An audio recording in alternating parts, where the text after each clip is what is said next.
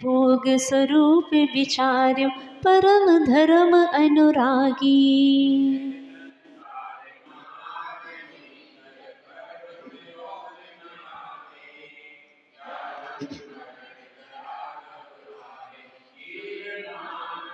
कबहु जाई नरक थिति भुंजे छेदन वेदन भारी।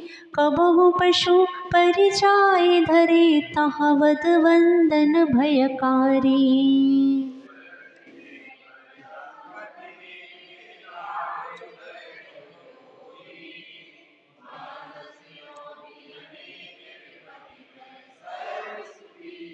कोई इष्ट वियोगी बिलखे कोई अनिष्ट संयोगी। कोई दीन दरिद्री बिलखे कोई तन का रोगी।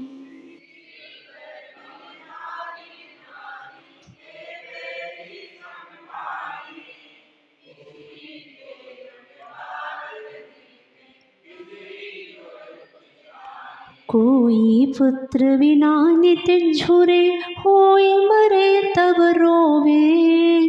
कोटि संतति सौ दुख उपजे क्यों प्राणी सुख सोवे।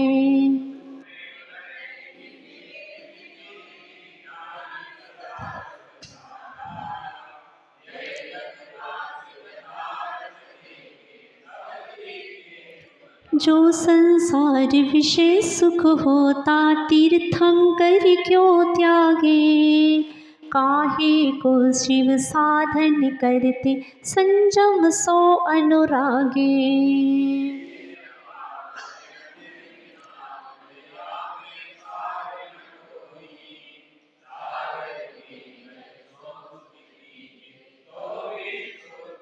सात्विक धातु भरी मल मूर चरम लपेटी सोहे। अंदर देखत या सम जग में अवर अपावन को है।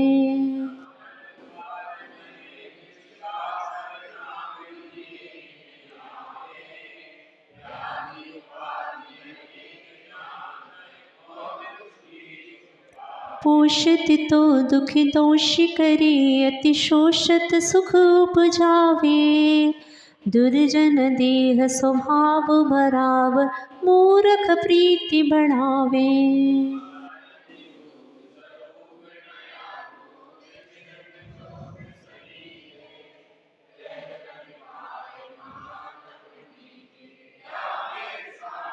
भोग बुरे भव रोग बढ़ावे बैरी है जग जी के। बेरस होए विपाक समय अति सेवत लागे नीके।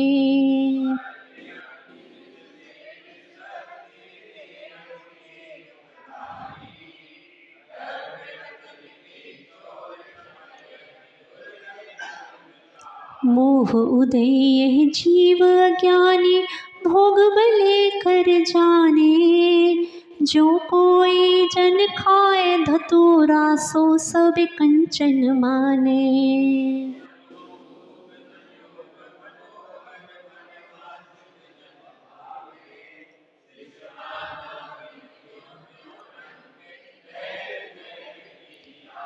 मैं चक्री पद पाए निरंतर भोगे भोग घनेरे। तो भी तनिक भय नहीं पूरन भोग मनोरथ मेरे।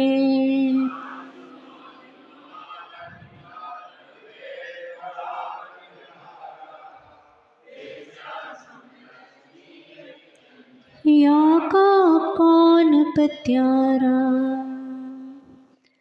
आज आगे के काव्य को थोड़ा समझते हुए,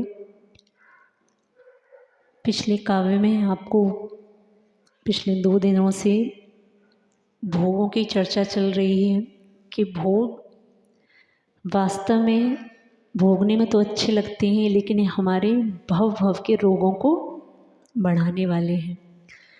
आप चाहते हैं अगर संसार में हमारा लंबे समय तक परिभ्रमण चले, इस संसार रूपी यात्रा हमारी बहुत लंबे समय तक चले, तो आप भोगों के साथ अपने जीवन का निर्वाहन कर सकते हैं। और आप चाहते हैं अगर इस जीवन रूपी यात्रा पे अब थोड़ा सा विराम चिन्ह लगे, तो उसके लिए सबसे पहले भोगों से विसर्जन, भोगों का विसर्जन करना होगा।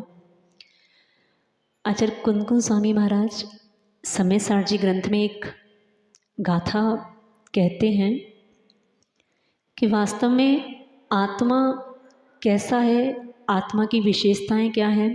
तो एक गाथा के माध्यम से उन्होंने आत्मा की कुछ विशेषताएं बताई। जो पश्यति अपाणम अबद्ध पुट्ठम अनन्यम नेदम,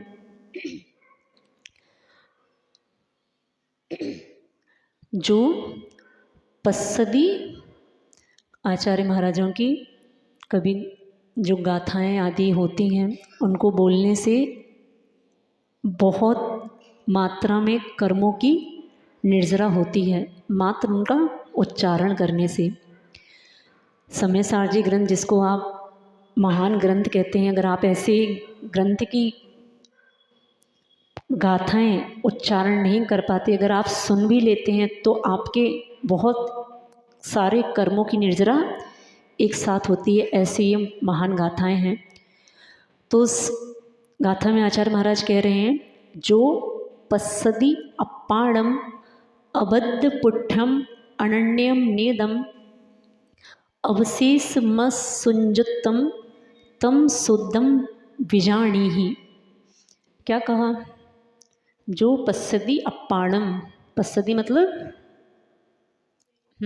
थोड़ा बोला तो करो, देखता है, जो आत्मा को देखता है। कैसी आत्मा? तो आत्मा के कुछ विशेषण बताए। आत्मा कैसी है? अबद्ध। अबद्ध मतलब किसी से बंधी हुई नहीं है। दूसरा विशेषण क्या दिया? अपुट्ठम, स्पर्श से रहित है। आगे विशेषण क्या दिया? अनन्यम, अनन्य से रहित है। चौथा विशेषण दिया नियदम। नियदम मतलब नियत है। एक बार सिद्ध शिला पर सिद्ध परमनिष्ठी बैठ गए तो अब उनको चलायमान करना संभव नहीं है। एक भजन आप लोग गाते हैं, चलते फिरते सिद्ध प्रभु आए हैं। आप लोग के मुख से ऐसा भजन सुनने को मिल जाता है। क्या बोलते हैं? बोलो तो। हाँ, कभी कभी आपके शब्द कानों में पड़ जाते हैं आहार आदि के समय। चलते फिरते सिद्ध प्रभु आए हैं। तो आचार्य कुंदकुंज स्वामी महाराज कह रहे हैं कि सिद्ध भगवान तो कैसे हैं, आत्मा कैसी है, शुद्ध आत्मा कैसी है? नियदम। नियदम मतलब नियत। एक बार सिद्ध शिला पर सिद्ध परमेष्टि बैठ गए तो आगे आने वाले जितने भी समय हैं उनकी आत्मा कैसी रहेगी? कैसी रहेगी? स्थिर। तो चलते फिरते सिद्ध प्रभु नहीं आए, चलते फिरते तीर्थ आए। समझ में आ रहा है ना? कभी चरण किसी के पढ़ते हैं, मुनिराज के, किसी आर्यका के, तो क्या कहना? सिद्ध प्रभु को न चला देना अपने भजन के चक्कर में। आगम के सिद्धांत जो बने हुए हैं उसको खंडित नहीं करना है। तो सिद्ध भगवान जहाँ हैं उनको वहीं रहने देना। चलाना है तो साक्षात ऐसे मुनिराज हमारे आज चौके में आए जो साक्षात क्या हैं? तीर्थ स्वरूप हैं। समझ में आ रहा है? तो ऐसा आचार्य कुंदकुंज स्वामी महाराज ने उस आत्मा की विशेषता बताई। अब देखो, समझने वाली क्या है वो बात, वो समझो कि संसारी प्राणी जो वस्तु नियत है, नियत क्या है? आप या आत्मा? बोलो तो। अब तो सब समझा दिया, अब तो बोलना सीखो। नियत कौन? तो बहुत अच्छी बात आती है कि जो वस्तु नियत है, संसारी प्राणी उसकी तरफ तो ध्यान देता नहीं, और जो वस्तु संसार में सबकी सब अनियत हैं, हर प्राणी का ध्यान उस तरफ लगा है। नियत कौन? अपनी आत्मा। अपनी आत्मा भी जब शुद्ध हो जाएगी तो कैसी हो जाएगी? अभी ये कैसी दिख रही है? अभी दिख रही है कैसी? प्रवचन सभा में हाँ, समझ में आ रहा है ना? स्थिर नहीं है। बैठने के बाद भी पता नहीं कौन से विकल्प मन में उठते रहते हैं कि शरीर से तो यहाँ बैठे हैं, हो सकता है आपको लगे कि हम प्रवचन सभा में बैठे हैं, लेकिन इस समय मन कहाँ है। हो सकता है इस समय आपका मन कहाँ हो। ऐसा ना हो प्रवचनों के चक्कर में, यहाँ प्रवचनों के समय को ऐसा ना हो हम यहाँ बैठे रह जाएं और वहाँ पता लगा एक दो ग्राहक आके चले जाएं। कभी कभी तो इतना अति हो जाती है कि प्रवचन सभा से उठना पड़ जाता है। क्यों उठना पड़ जाता है? अब ऊपर वाला सब देखता है, फ़ोन की घंटी बजी, इसलिए कहते हैं कभी भी मंदिर में धर्म सभा में प्रयास करो बिना फ़ोन के थोड़ा सा बैठना सीखें। ये फ़ोन आप समझें, जिस समय ये फ़ोन आदि नहीं होते थे, श्रावक शिखर जी की वंदना करने जाता था और उसको पता नहीं कि हमारे घर में सूतक है या पातक है, और बिना किसी भी प्रकार के विकल्प के वो पूरी यात्रा करके जब घर आ जाता था तब तक पता लगा यहाँ तो शुद्धि बुद्धि सब हो गई। सोचो कितना निश्चिंता का जीवन था। आज आप गए वंदना करने, कुछ लोगों के मन में ऐसी भ्रांति रहती है कि हमारे घर में कोई घटना घटी है, चाहे वो सूतक संबंधी या पातक संबंधी, अगर हम सामने वाले को, अपने व्यक्ति को ही नहीं बताएंगे तो इसमें दोष लगेगा। होता है, सब तरह की संभावनाएं होती हैं। हो सकता है आपको ऐसा लगे कि हमारे घर में तो घटना घट गई, अब जब तक हम सामने वाले व्यक्ति को नहीं बताएंगे और ये पता लगा तब तक ये वंदना करता रहा तो इसकी वंदना दोषपूर्ण होगी। आज थोड़ी अपनी इस धारणा को भी विराम देना कि आप किसी भी, आपके परिवार का कोई भी व्यक्ति, अभी सीजन चल रहा है ना कहाँ जाने का, शिखर जी जाने का, हाँ सीजन है, हर चीज़ का सीजन आता है। तो सीजन जो चल रहा है वंदनाओं का, आपके पुण्य अर्जित करने का सीजन चल रहा है, अच्छी बात है। इस बात का भी थोड़ा विवेक रखें कि अगर हमारे परिवार से कोई व्यक्ति किसी यात्रा के उद्देश्य से पुण्य अर्जन करने के लिए निकला है, हम उसको इस संबंधी जानकारी ना दें। उससे पूछ लें भैया वंदना हो गई, सबसे पहले क्या पूछो, राजी खुशी पूछते हैं ना, उससे पहले पूछो वंदना हो गई, वो बोले हाँ हो गई, तब उसको कुछ जानकारी दो। अगर उसकी वंदना पूरी नहीं हुई है, सूतक पातक का दोष तब लगता है जब हमें उसकी जानकारी, आपको क्या लगता है? ये तो हमें लगता है, हमने अपना बता दिया। आपको क्या लगता है कि सबसे पहले सूचना किसको दे दो?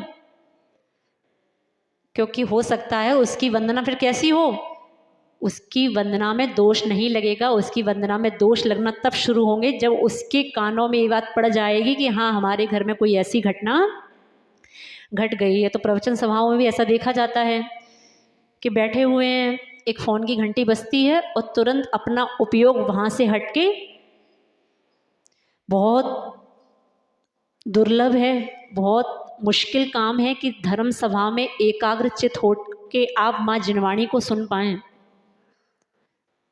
क्योंकि एक भजन आता है ना, मेरा मन बड़ा कैसे इसे, मन कैसा है, अभी थिएटर में ये मन बैठता है 3 घंटे के लिए तो चंचल, तो 3 घंटे की पिक्चर कब समाप्त हो जाती है, 3 घंटे की पिक्चर कब शुरू हुई और कब समाप्त हुई हमें पता नहीं लगता। लेकिन 3 घंटे के प्रवचन करा दिए जाए तो कल से क्या होगा, या 8-10 दिख रहे हो ना, होगा कि नहीं होगा?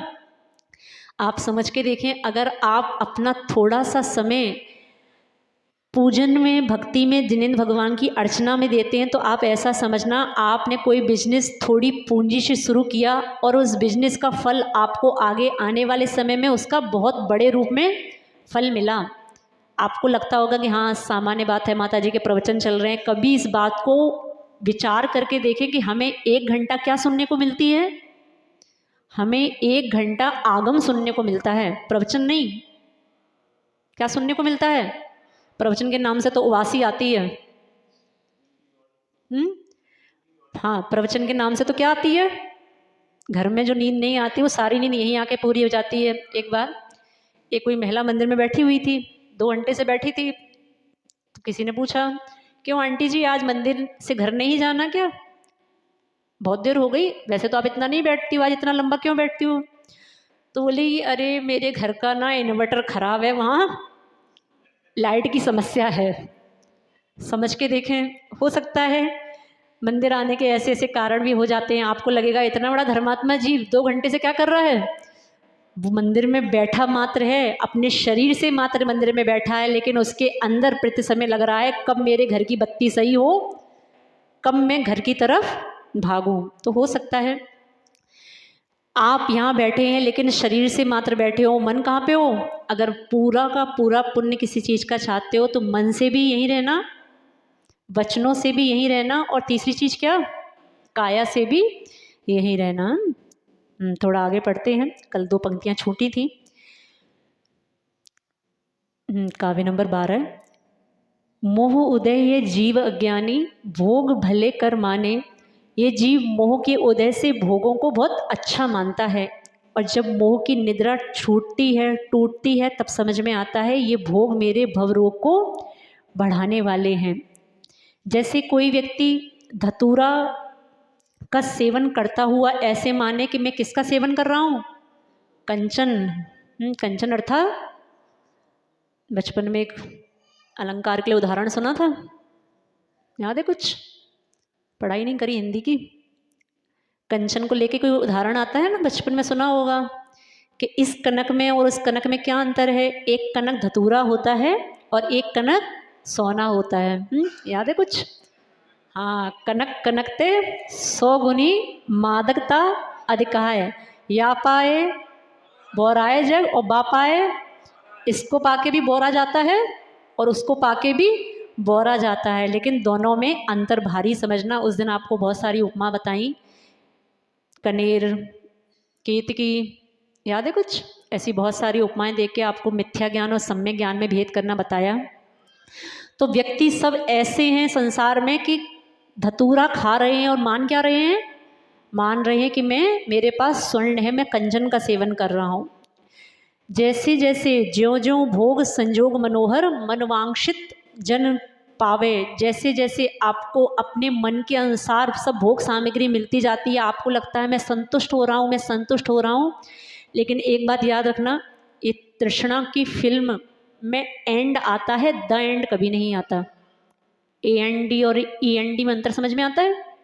AND मतलब और, तो तृष्णा की फिल्म में एंड आएगा, कौन सा वाला, एंड आएगा, लेकिन कभी द एंड नहीं आता। आपको लगता होगा कि हमें बस ये आ जाएगा तो हम संतुष्ट हो जाएंगे। जब स्कूटर हुआ करते थे तब किसकी इच्छा होगी, स्कूटर के बस सीधी कार आई थी क्या, नहीं, स्कूटर और कार के बीच में कुछ और भी आया था, बाइक आई थी ना।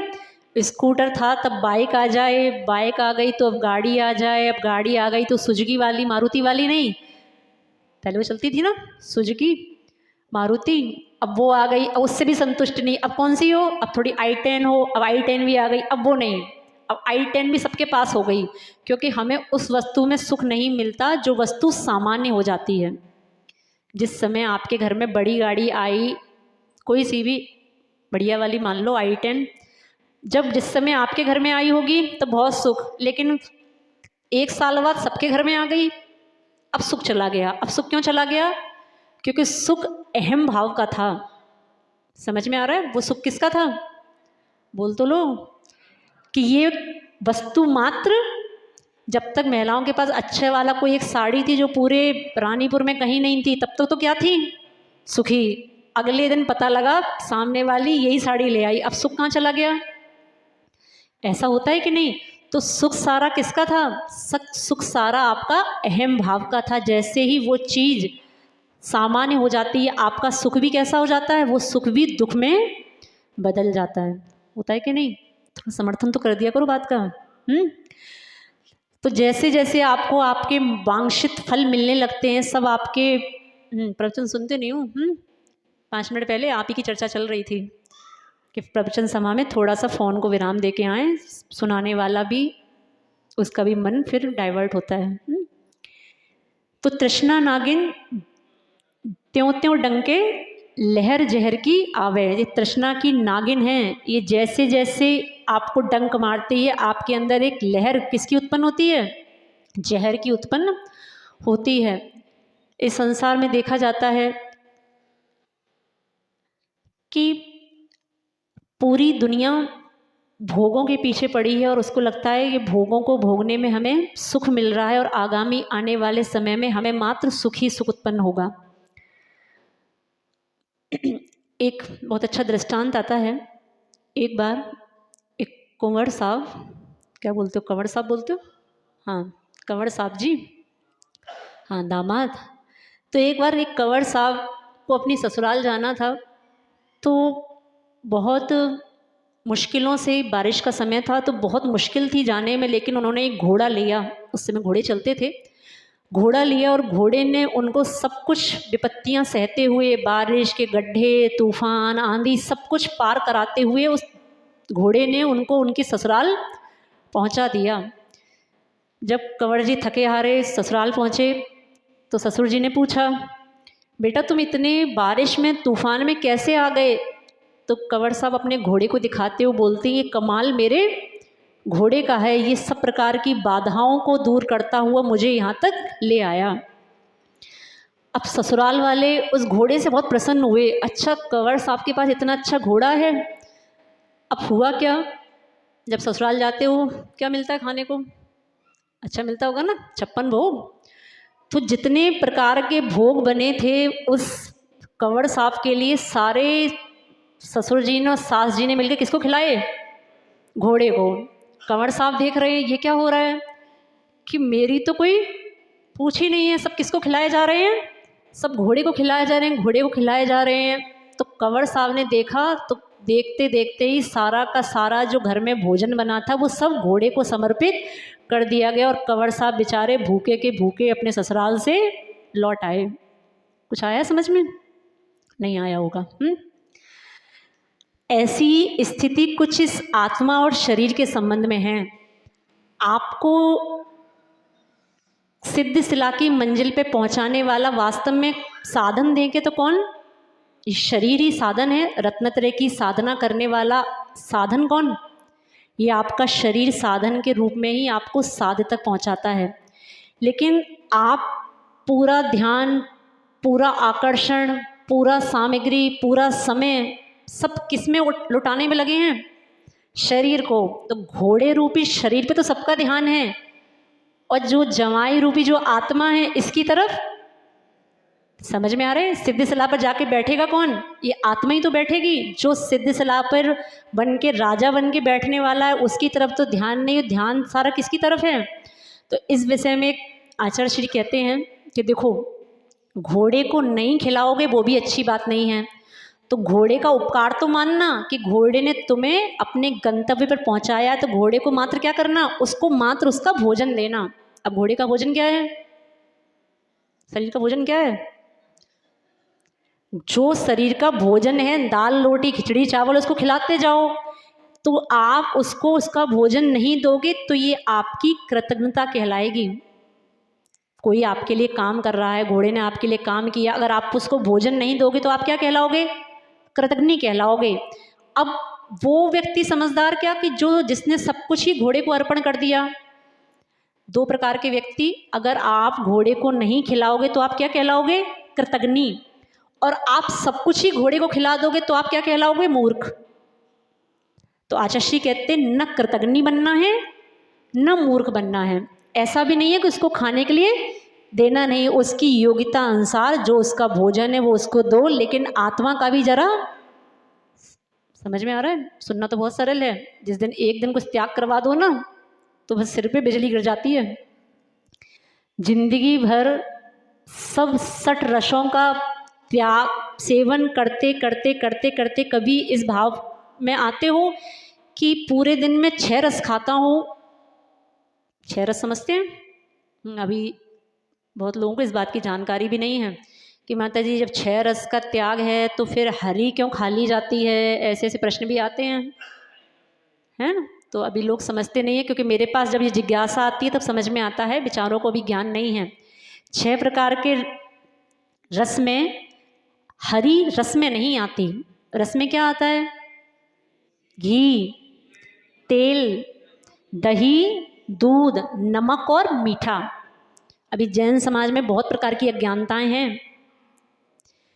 आपके मन में एक धारणा बनी है कि जिस दिन दही की रशी होती है उस दिन खटाई की रशी होती है। मेरे पास आती हैं बातें, तो खटाई के लिए मना नहीं किया, माता जी आज हमारा रस है, शुक्रवार को होता है, कब होता है? तो माता जी आज हम नींबू खा सकते हैं क्या?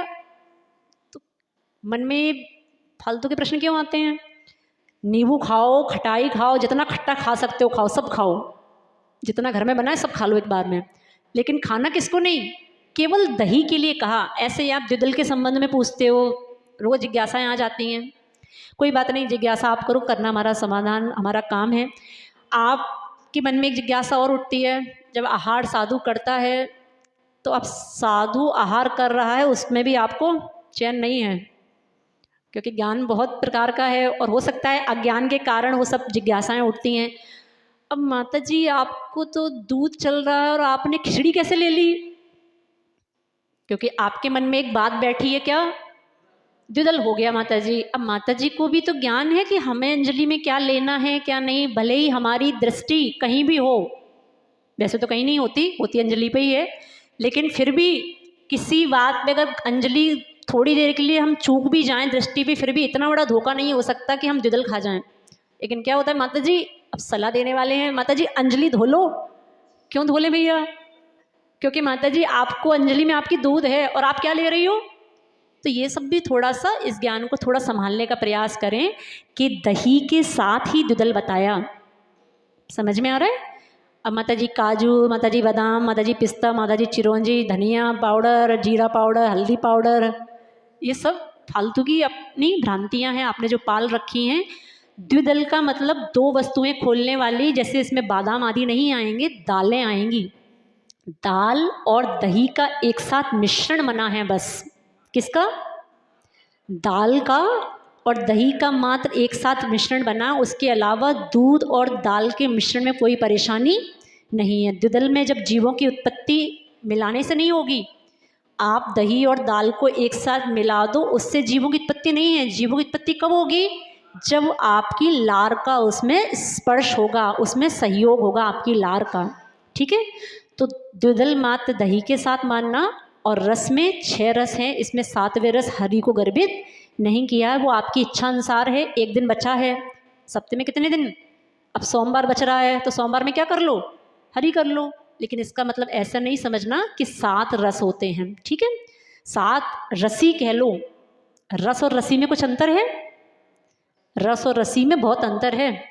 जिसमें आप हरि को भी गर्भित कर लेते हैं वो रसी रूप में कह लो, लेकिन जिसमें 6 रसों का त्याग है उसमें आप हरि का सेवन कर सकते हैं। पर्यूषण में समस्याएं आई थी, माता जी हमने आज 6 रस का त्याग किया है तो हम हरि ले लें क्या, है ना? तो ये सब बातें आपके बीच में से उठती हैं। थोड़ा इसका भी ज्ञान रखें कि 6 रस अगर आप त्याग करते हैं तो उसमें हरि लेने में कोई बाधा नहीं है। ठीक है?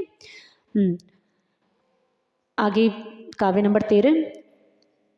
कितने ही बार मैं चक्री पद पाए निरंतर भोगे भोग नेरे। कितने ही बार मैंने चक्री पद को प्राप्त किया तो भी मेरे भोगों की कभी पूर्ति नहीं हुई। क्योंकि ऐसा तो नहीं है कि चक्रवर्ती बनने के बाद आपका इस संसार से मोक्ष होना है। कितने ही सारे चक्रवर्ती अभी नरक में भी हैं, पता है? चक्रवर्ती नरक में भी जाते हैं, चक्रवर्ती स्वर्ग में भी जाते हैं, और चक्रवर्ती मोक्ष में भी। तीनों गतियां चक्रवर्ती की बताई। तो ऐसे चक्रवर्ती पद को पाकर भी मैं केवल भोगों में लिप्त रहा। तो इन भोगों में लिप्त रहने के बाद मैंने अनेक भोगों को भोगा, फिर भी मेरी तृष्णा कभी, ये तो एक चक्रवर्ती की बात है कि चक्रवर्ती की तृष्णा भी कभी शांत नहीं होती। वैभव पता है उसका?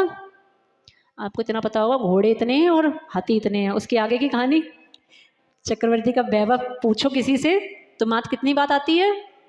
घोड़े कितने हैं? अरे अब तो घोड़े भी नहीं पता। 84 लाख हाथी हैं कि घोड़े हैं?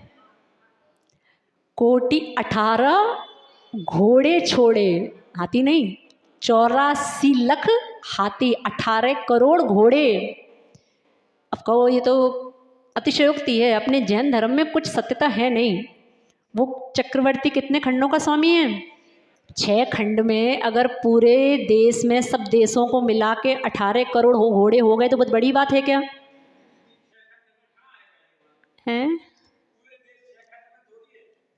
पूरे देश 6 खंड में, हाँ आर्य खंड में है, वो तो पता है आर्य खंड में ही है। मतलब सबको आप ले लो, आर्य खंड को भी जोड़ लो, तो सबको जोड़ने के बाद आप 18 करोड़ घोड़े, कोई अतिशयोक्ति वाली बात नहीं है।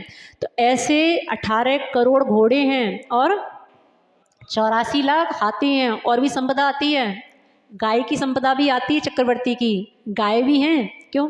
जब घोड़े और हाथी हो रहे हैं तो गाय नहीं होंगी क्या? 3 करोड़ गाय का स्वामी है वो चक्रवर्ती। कितनी रानियां कितनी? ये तो कॉमन है।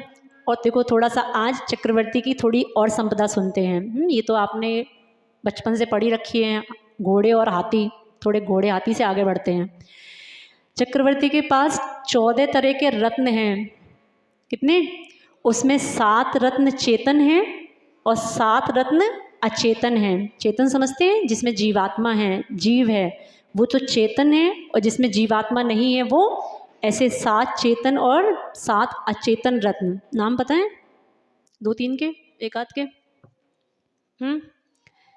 चेतन रत्नों के नाम कोई भी नहीं सभा में? हाँ बताओ जरा, बताओ, बैठे बैठे बता दो। हाँ हाथी घोड़ा तो पालकी, वो आगे बढ़ो, हाथी घोड़ा पालकी। हाँ दासी दास, दासी दास परिग्रह में आ गए।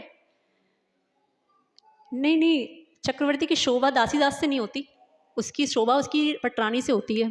उसके रत्न में रत्न नहीं, दासी दास रत्न नहीं है, दासी दास तो परिग्रह में आएंगे। तो एक पूज्य गुरुदेव ने शांति नाथ भगवान की स्तुति करते हुए, शांतिनाथ भगवान भी चक्रवर्ती रहे, 3 चक्रवर्ती तीर्थंकर भगवान भी रहे, तो उनके वैभव का वर्णन करते हुए लिखा है कि चक्रवर्ती के पास कितने रत्न होते हैं। आप चाहें तो उस काव्य को याद कर सकते हैं, जिससे जीवन में आप उस काव्य संपदा को कभी भूलेंगे नहीं। थोड़ा थोड़ा तो 14 रत्न कौन से?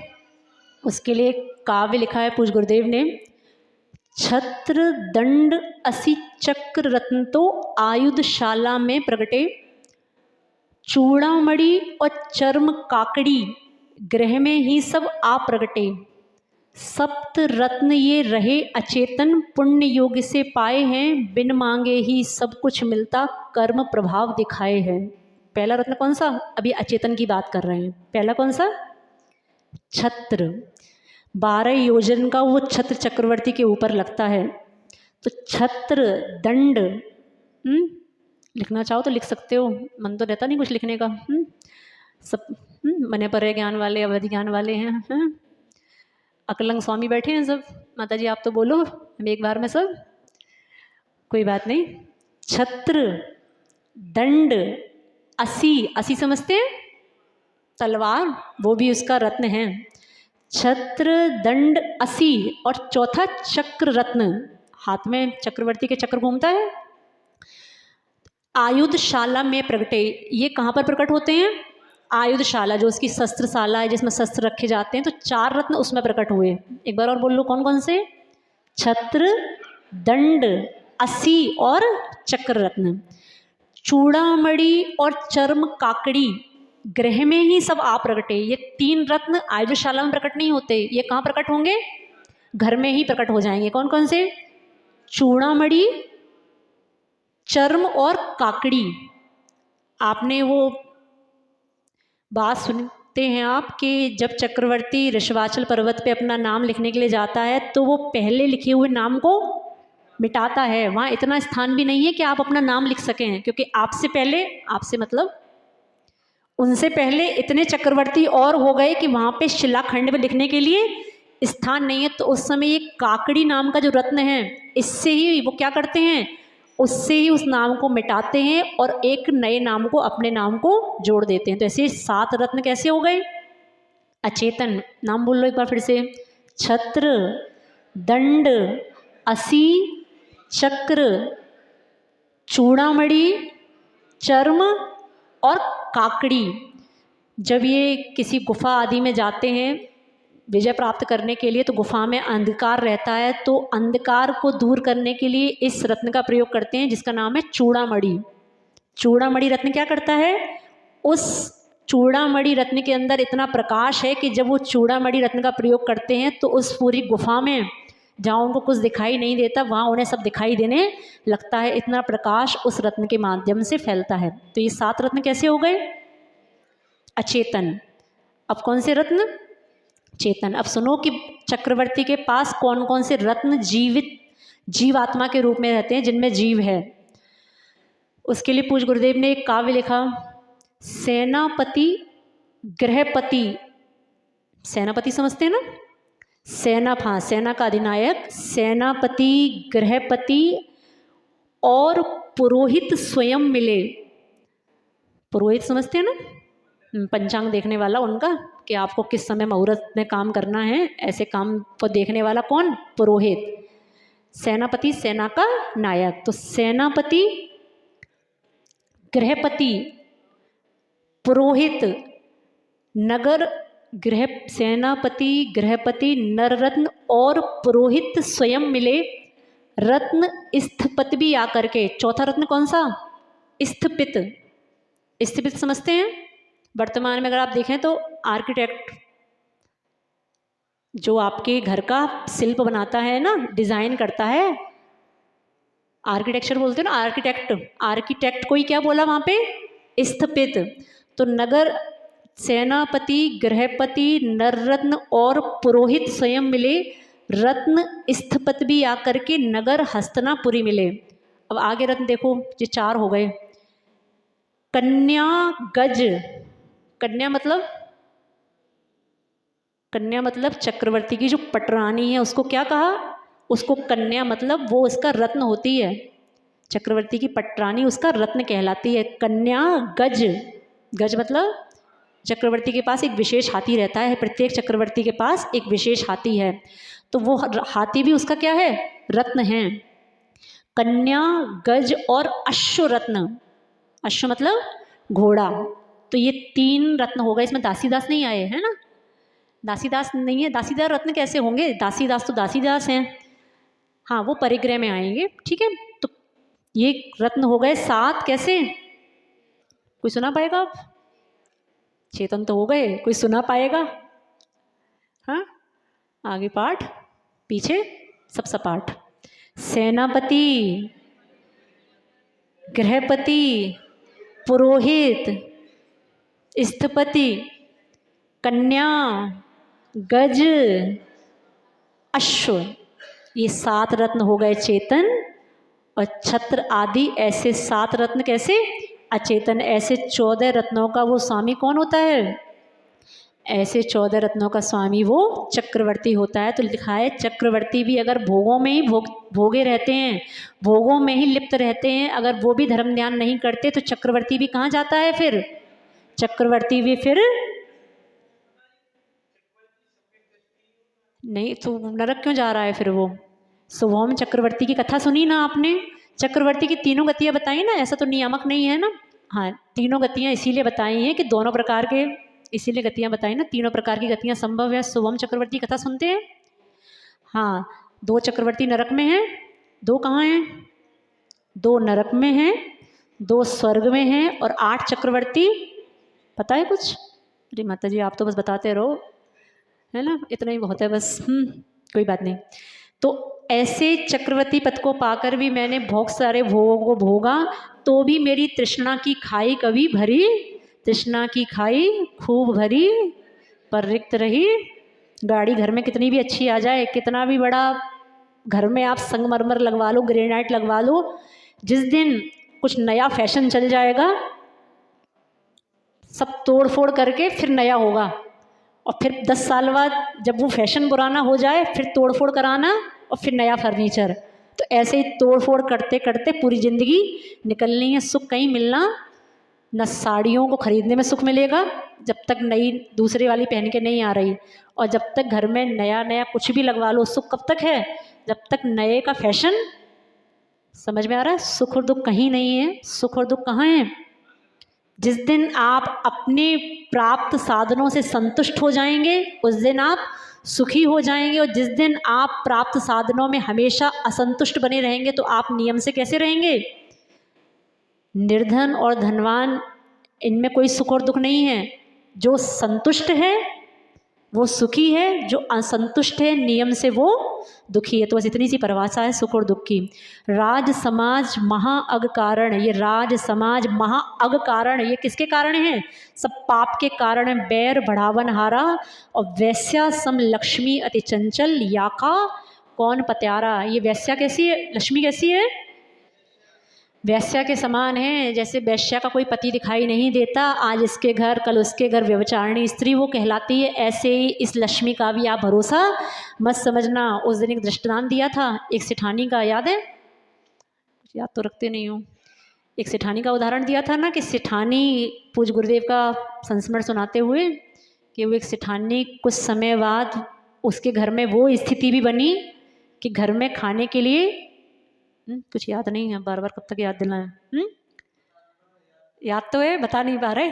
अच्छा याद तो है, बस याद ही है तो बहुत है। एक सेठानी ऐसी भी रही, सेठानी कोई कहानियों वाली सेठानी नहीं, असली, जिसके घर में सब कुछ सोने के बर्तन आदि भी थे, और घर का पुरुष जब व्यसनों में लिप्त रहा तो वो व्यसनों में लिप्त रहने के बाद उस घर में कुछ वर्षों बाद ऐसी स्थिति भी आई कि घर की वो सेठानी जब वो उस अवस्था में पहुंची, वृद्ध अवस्था में, तो उस दिन घर में चौका बनाने के लिए चूल्हे की लकड़ियां भी नहीं थी। ऐसी ऐसी स्थिति भी आती है। इसलिए कहते हैं लक्ष्मी कैसी है? वैसी लक्ष्मी वैश्या के समान है। इसका कोई पति नहीं है, ये कल आज आपके पास है, कल नियम से पड़ोसी का पुण्य ज़्यादा हो जाएगा तो सारी कहाँ ट्रांसफ़र हो जाएगी? सारी कहाँ, बोल तो लो, हो रही रही, कहने से होती नहीं। हाँ, जिस दिन पुण्य की पाप की मार पड़ेगी उस दिन सारा पुण्य फीका होके पड़ोसी के पास चला जाएगा और आप निर्धन के निर्धन रह जाएंगे। तो ऐसे इस लक्ष्मी पर कोई विश्वास नहीं करना। तो आपकी ये तृष्णा की खाई भर जाए, आपकी तृष्णा की फिल्म में एंड ना द एंड हो जाए, इस भावना के साथ श्री वर्धमान महावीर भगवान की।